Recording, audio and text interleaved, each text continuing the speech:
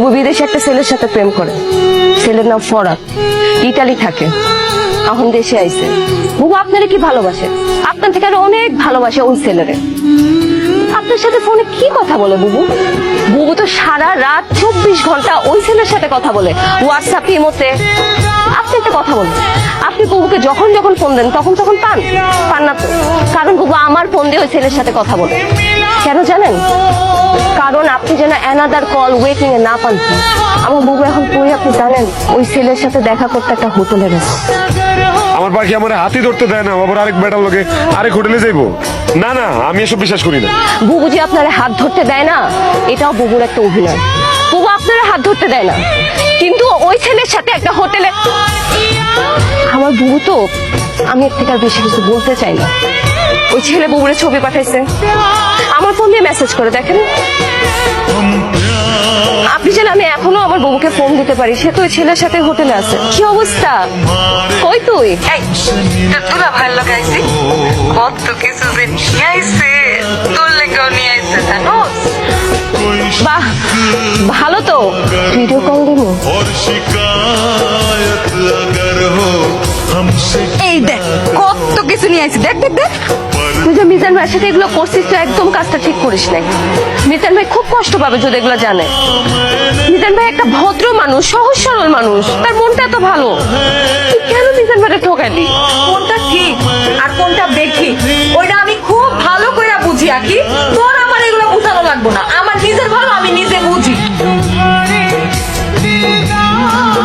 মিজান ভাই, আপনার কি অবস্থা? আপনি কি সারাত বাড়িতে যান নাই? সারাত খাওয়া দাওয়া করেন নাই, বাড়িতে যান নাই, এখানে এভাবে পড়ে আছেন, এটা কোনো কথা? খেয়াল এইসব পাগলামি করতেছেন। কি করছেন নিজের চেহারাটা কোন তো? আপনি যারা বিশ্বাস করেন, অন্ধের মতো বিশ্বাস করেন। এটাই আপনার সব থেকে বড় দোষ মিজান ভাই। আমি আপনার হাতটা ধরতে চাই, সারাটা জীবন আপনার পাশে থাকতে চাই। আগে তুই কি পাগল হয়ে গেছোস? কি যাতা কথা কইতেছোস? তোরে আমি বইনের নজরে দেখি। মিজান ভাই, তুই যা কইতেছোস সেটা আমার পক্ষে সম্ভব না।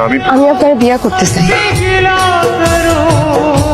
তুমি এইখানে বসে আছো? হ্যাঁ, তাই আমি যে তোমারে পাগলের মতো খুঁজতাছি সেই দিকে তোমার কোনো খেয়াল আছে?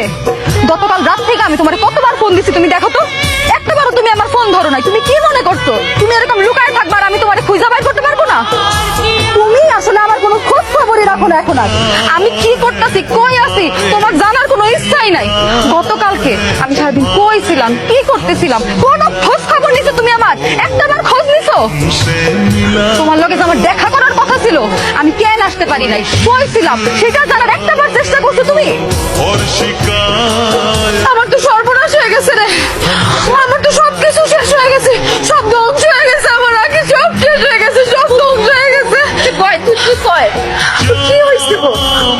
ফরহাদ আছে না, ফরহাদ, ও তুমি ভাই তো আকি, ওর দুটা বাচ্চাও আছে, ওর বউ আর ওর মধ্যে মিলমিশ হয়ে গেছে। এখন দুইজনে আমার বউ দিয়া খালি গালাজ করছে।